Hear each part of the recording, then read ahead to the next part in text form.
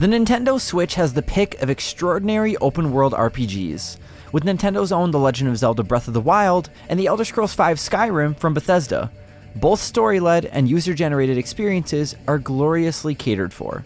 While Switch gamers may have held out hope for anything remotely similar to The Witcher 3, being this multi-threaded and mature-themed colossus among RPGs, the closest we've seen is Ubisoft's Assassin's Creed Odyssey, and only in Japan via cloud streaming, suggesting some complexity far beyond the Switch's capability.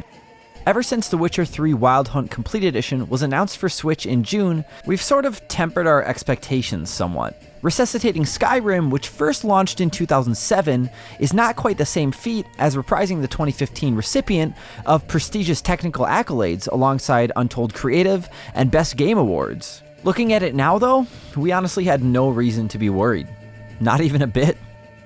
Our hands-on experience with Switcher in handheld mode was utterly convincing and best summarized as, hey, it is Witcher 3 Wild Hunt Complete Edition on Switch. However, we did also get a chance to speak with senior producer at CD Projekt Red, Peter Krasnowski, to learn more about how such dark arts were even possible. So here's how it all went. At some point during our interview, we put Krasnowski on the spot to reveal what he is most proud of with The Witcher on Switch, partially to know what we should be looking out for beyond any practical impossibility of existing in the first place. His response was modest. Krasnowski smiled and said, first and foremost, getting the full experience on the cartridge. It's the same as you'll find on other platforms, how it looks and feels. Broadly, this is true.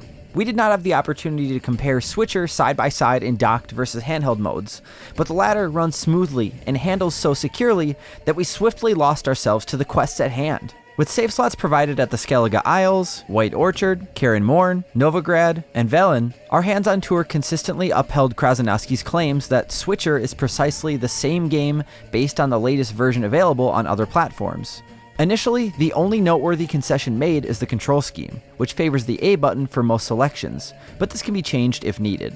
We did also ask if there might be any specific Nintendo features along the lines of Skyrim, but learned that there are no exclusive armor sets, nor motion-sensitive additions. It should be enough that the game looks this solid and handles so well. Blocking, parrying, spellcasting, and world navigation feels almost identical to PS4 and PC. We had to cut down a little bit on texture resolution, for example, says the senior producer. Technically, we did some work with the density of the foliage. We had to adapt to the processor versus those in stationary consoles. There are differences, but the experience is the same. In terms of performance enhancement, when Switch is docked, Krasnowski advises that it's mostly resolution. You'll probably get some other performance improvements as well, but we're trying to make sure it's a stable performance on both. There are also tweaks to the user interface to scale this properly depending on whether it's handheld or docked. Audio too is impressive, with the orchestral score present complete with intoxicating vocals, all the while allowing for atmospheric detail from the wind rushing to the wildlife mutterings. There were some adjustments to audio, Krasnowski explained. On the other consoles, you could have a separate thread for audio. On the Switch, you only have 3 threads. So there was quite some work put on the audio system to make sure that it works well, plays all the sounds, to not cut anything out. We worked a lot on that, and I think you can hear it. Most sincerely, we did scrutinize every scene while playing Switcher for a robust 2 to 3 hours. Holding clear memories of Kaer Morhen, we started a new game with Yennefer and Ciri in the tutorial for an easygoing impression of mostly untroubled tech. Character models and special effects, particularly Geralt's Witcher sense, differed minimally from PS4. Things were harsher around the edges owing to a lack of high-end rendering passes, and we were missing some subtlety of lighting. The scale of the castle, though, is unchanged, with every detail present, only in the lower resolution.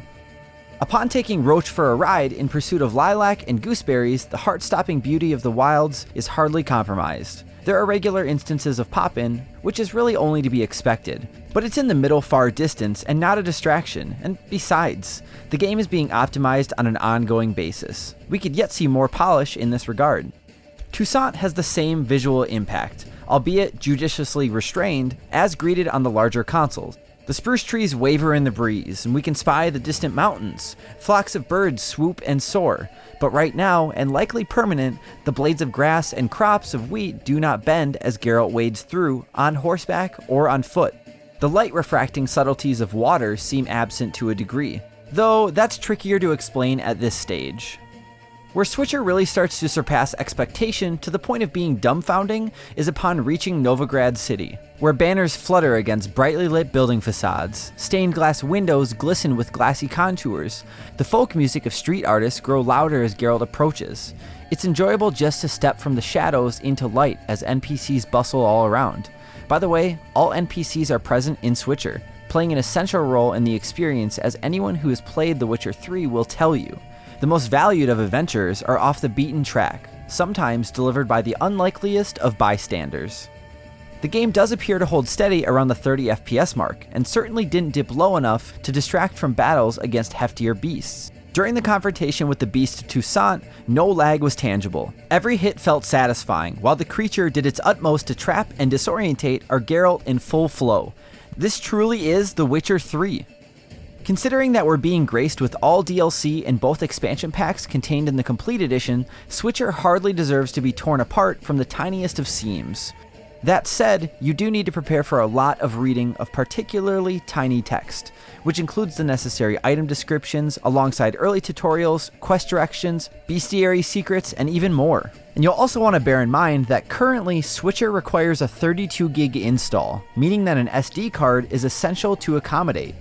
It's worth mentioning that Skyrim is 14.3 gigs and Zelda is 13.4. And to be fair, it's likely that you already own at least one, but if you're buying a Switch just to plow through Switcher, you'll want to keep this in mind. Could The Witcher 3 look any better on Switch? Sure, CD Projekt Red might have opted to go the cloud streaming route adopted by Ubisoft for Odyssey, but aside from performance issues such as stuttering and input lag, there's a huge reason why CD Projekt Red went native. We wanted to bring the full experience of the game, and for people to enjoy it on the go, even when they might not have access to internet, advised Krasnowski. This is the best way to do it. Witcher is an immense experience. It's a lot of hours to play the game fully and enjoy all the possible options. Not everyone has the ability to spend dozens of hours sitting at home in front of the computer. There are hundreds of hours. It's a unique experience. Rather amusingly, Krasnowski looked stumped when asked to distinguish between The Witcher 3, Breath of the Wild, and Skyrim. We were reminded that The Witcher 3 is one of the most critically acclaimed games from the last few years, combining mature RPG with open world. Zelda and Skyrim are great games, but they are just different, you know? The Witcher 3 Wild Hunt Complete Edition is planned for release on Nintendo Switch in late 2019. We're definitely going to be keeping tabs on The Witcher 3 for Switch, so if you enjoyed this video, why don't you go ahead and hit that like button, subscribe to Nintendo Life, and ring that notification bell to be notified whenever we release new videos. Thank you all so much for watching. I'm Zion from Nintendo Life, and we'll see you next time.